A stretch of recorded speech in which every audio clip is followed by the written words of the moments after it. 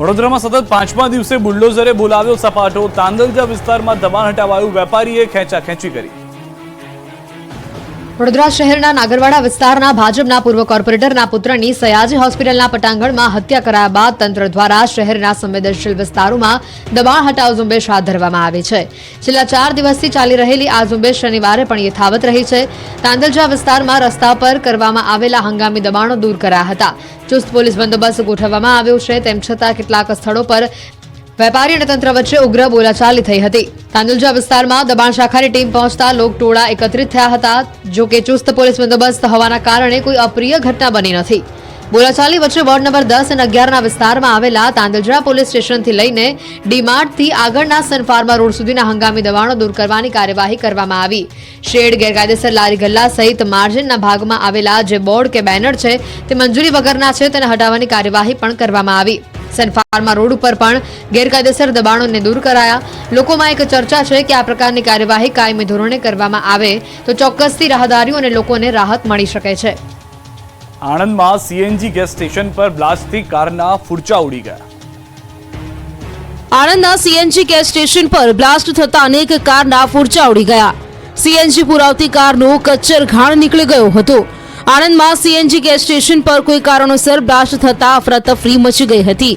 આણંદના ભાલીદ નજીક આવેલ Charotar CNG gas station પર વાનમાં ધડાકા સાથે બ્લાસ્ટ થયો.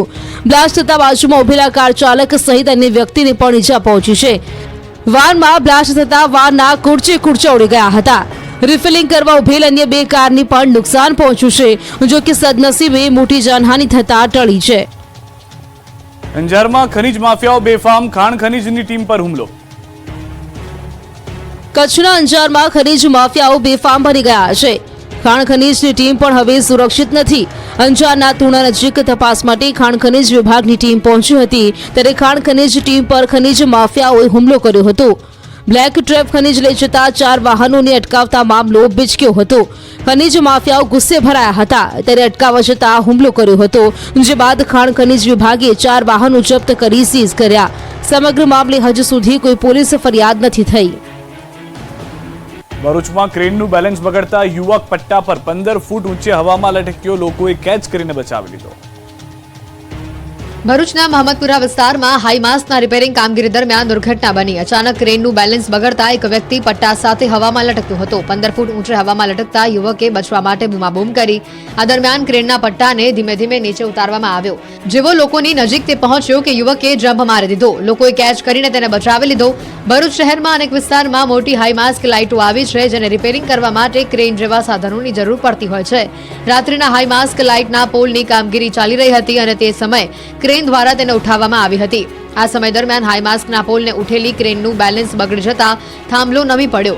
આ સમયે ત્યાં કામગીરી કરી રહેલો એક વ્યક્તિ ત્યાં પટ્ટા ઉપર લટકી પડતા બૂમાબૂમ થઈ હતી. જો કે સદનસીબે ત્યાં નજીક રહેલા લોકોએ દોડી આવી ઉપર લટકેલા વ્યક્તિને પકડીને સલામત રીતે નીચે ઉતાર્યો હતો. પોલ પરથી વ્યક્તિ નીચે ઉતરતા લોકોએ રાહતનો શ્વાસ લીધો. ઉલ્લેખનીય છે કે આટલા મોટા હાઈમાસ્ક લાઇટની કામગીરી કરનાર વ્યક્તિએ કોઈ પણ સેફટીના સાધનો વગર કામગીરી કરી હતી. જૂનાગઢ યાર્ડમાં સોયાબીનની ટેકાના ભાવે ખરીદી શરૂ.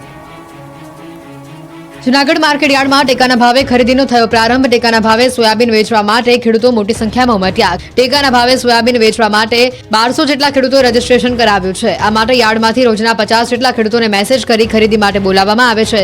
ખેડૂતોને 1 મણ સોયાબીનના 978 રૂપિયા જેટલો ભાવ અપાય છે. ખેડૂતોએ કહ્યું કે ખુલ્લી હરાજીમાં ઓછો ભાવ મળે છે, જ્યારે ટેકાના ભાવ સારા મળે છે. ખુલ્લી બજાર કરતા ટેકાના ભાવ વધુ મળતા હોય, જેમાં ખેડૂતોમાં ખુશીનો માહોલ જોવા મળ્યો. આ વખતે સોયાબીનનું બમ્પર વાવેતર થયું છે. સોયાબીન વાવવામાં ખર્ચ ઓછો અને ઉત્પાદન સારું મળે છે. તેથી હવે ખેડૂતો સોયાબીનના પાક તરફ વળી રહ્યા છે. રાજકોટમાં સરકારી અનાજનો જથ્થો ઓછો આવતા મુશ્કેલી. રાજકોટ શહેરની સસ્તા અનાજની દુકાનોમાં રાશનનો પૂરતો જથ્થો ન હોવાનું સામે આવ્યું. શહેરની 20 જેટલી દુકાનોમાં ગત મહિને ઘઉં, ચોખા સહિતના અનાજનો પૂરતો જથ્થો નથી મળ્યો. ગત મહિને 100% રૂપિયા ભર્યા હોવા છતાં માત્ર 30% જથ્થો પહોંચ્યો. તો બીજી તરફ પુરવઠા વિભાગ દ્વારા તુવેર દાળના 50% જથ્થાની જ ફાળવણી કરવામાં આવે છે, જેથી લાભાર્થીઓને અનાજ વિના ધરમના ધક્કા ખાવા પડી રહ્યા છે. આ મામલે સંબંધિત અધિકારીઓને જાણ કરાઈ છે. ત્યારે સસ્તા અનાજની દુકાનોમાં સમયસર પૂરતો જથ્થો પહોંચાડવા માટેની માંગ ઉઠી છે. રાજકોટ શહેર ઉપરાંત અમુક ગ્રામ્ય વિસ્તારોની દુકાનમાં પણ જથ્થો સમયસર પહોંચતો નથી, જેના કારણે ગ્રાહકો તેમજ રેશનિંગની દુકાન ચલાવનારા વ્યક્તિઓ વચ્ચે ઘર્ષણ પણ થાય છે. ફેર પ્રાઇસ એસોસિએશન દ્વારા સમગ્ર મામલે સંબંધિત અધિકારીઓને જાણ પણ કરવામાં આવી છે, પરંતુ ઉપરથી જ જથ્થો મોડો આવતા હોવાના કારણે ગોડાઉન સુધી જથ્થો પહોંચવામાં વાર લાગે છે. દાહોદમાં નકલી અને મામલે પોલીસે કાર્યવાહી કરી. 6 મહિનાથી ફરાર આરોપીઓના ઘરે તેમજ જાહેર સ્થળોએ નોટિસ લગાવી. દાહોદમાં નકલી એને મામલે પોલીસે કાર્યવાહી કરી હતી. છેલ્લા 6 મહિનાથી ફરાર આરોપીઓના ઘરે તેમજ જાહેર સ્થળો પર નોટિસ લગાવવામાં આવી. પ્રકરણમાં પ્રારંભથી જ ફરાર એવા 2 લોકો સામે પોલીસે 82 અનુસાર જાહેરનામું પ્રસિદ્ધ કરીને તેઓને ભાગેડુ જાહેર કર્યા હતા. એટલું જ નહીં, તેમના ઘર તેમજ ઘરની આસપાસ તેમજ રેલવે તેમજ બસ સ્ટેશન સહિતના જાહેર સ્થળો પર ભાગેડુ હોવાની ફોટોની સાથે નોટિસો પણ ચોંટાડવામાં આવી. બંને 1 માસમાં પોલીસ સમક્ષ હાજર નહીં થાય તો બંનેની મિલકત ટાંચમાં લેવાની કાર્યવાહી કરાશે. બિલ્ડર કુતબી રાવત અને જમીન દલાલ રામુ પંજાબીને વોન્ટેડ જાહેર કરવામાં આવ્યા છે. 20 ડિસેમ્બર સુધીમાં હાજર નહીં થાય તો તેમની મિલકત ટાંચમાં લેવામાં આવશે. નકલી એને હુકમો બનાવવામાં રામુ પંજાબીની મુખ્ય ભૂમિકા હતી. મે મહિનામાં પહેલી ફરિયાદ દાખલ થતાં જ બંને ફરાર થયા હતા. ભૂમાફિયાઓએ જમીનોના નકલી એનેના હુકમો તૈયાર કર્યા હતા. નકલી હુકમોના આધારે સરકારના કરોડો રૂપિયાના પ્રીમિયમની ચોરી કરી હતી. દાંતાથી 2 બોગસ તબીબો અને દવાખાના પકડાયા.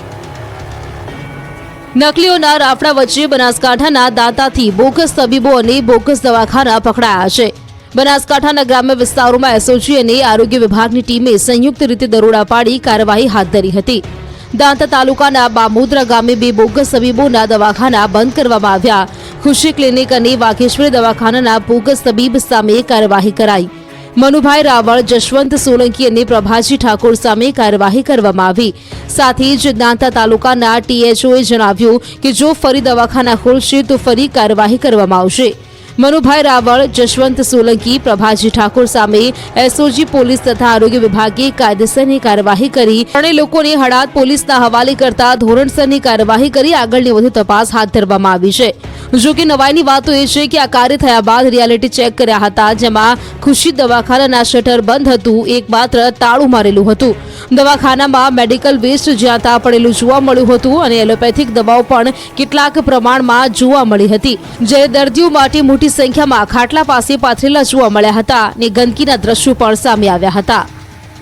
જામખંભાળિયા અને દાહોદમાં આધાર માટે લોકો બન્યા નિરાધાર. દેવભૂમિ દ્વારકા જિલ્લાના મુખ્ય મથક જામખંભાળિયામાં મામલતદાર કચેરી ખાતે આવેલા આધાર કેન્દ્રમાં આધાર કાર્ડ કઢાવવા માટે લોકોને હાલાકી પડી રહી છે. આધાર કાર્ડ અપડેટ કરાવવા માટે વહેલી સવારથી જ લોકો કતારમાં જોવા મળ્યા. આધાર કાર્ડ અપડેટ કરાવવા તેમજ ઈ-કેવાયસી કરાવવા માટે ધક્કા ખાવા પડે છે. છતાં પણ આધાર કાર્ડ કઢાવવા માટે ટોકન નથી મળતું. રોજના 40 થી 50 ટોકન ઇસ્યુ કરવામાં આવે છે અને અરજદારની સંખ્યા વધુ હોવાના કારણે લોકોને ધક્કા ખાવા પડી રહ્યા છે. ત્યારે લોકોની માંગ છે કે આધાર કાર્ડ સેન્ટરોનો વધારો કરવામાં આવે, જેથી લોકોને મુશ્કેલી ન થાય.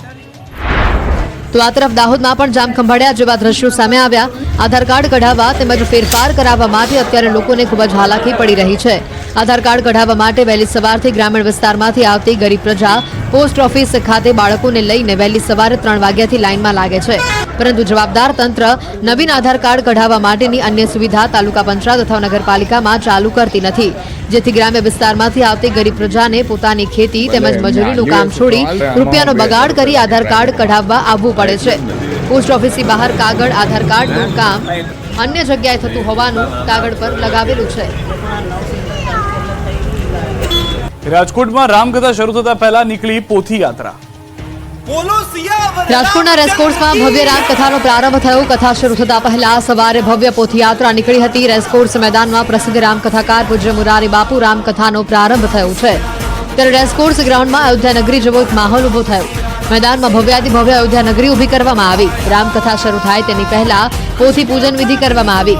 ત્યારબાદ શહેરના વિરાણી ચોકથી લઈને રેસકોર્સમાં બનાવવામાં આવેલી અયોધ્યા નગરી સુધી પોથયાત્રા યોજવામાં આવી. મુરારી બાપુ અને સ્વામી પરમાનંદજીએ પોથયાત્રાનું પ્રસ્થાન કરાવ્યું, જેમાં 5000થી વધુ લોકો જોડાયા. વિશાળ શોભાયાત્રામાં હાથી, ઘોડાગાડી, ખુલ્લી જીપ, લોકોના નૃત્યએ આકર્ષણ જમાવ્યું. પોથયાત્રામાં વિન્ટેજ કારનો કાફલો પણ જોવા મળ્યો હતો. એમાં પણ સૌથી વધુ આકર્ષણ ભગવાન રામની પ્રતિકૃતિએ જમાવ્યું. અયોધ્યામાં બિરાજમાન રામલલ્લાની આબેહૂબ પ્રતિકૃતિ તૈયાર કરવામાં આવી છે. શહેરના રાજમાર્ગો પરથી જ્યારે આ પોથયાત્રા પસાર થઈ ત્યારે સૌ કોઈ રામલલ્લાની પ્રતિકૃતિ જોઈને નતમસ્તક થઈ ગયા. પોથયાત્રા દરમિયાન કેસરીયો માહોલ જોવા મળ્યો. ઠેર ઠેર જય શ્રી રામના નારા લાગ્યા. પોથયાત્રામાં રાજકોટ શહેરના મેયર, ધારાસભ્યો, સાંસદ, સભ્ય સહિતના નેતાઓ જોડાયા હતા. 12 વર્ષ બાદ રાજકોટ શહેરમાં પૂજ્ય મોરારી બાપુની રામકથા યોજાઈ રહી છે.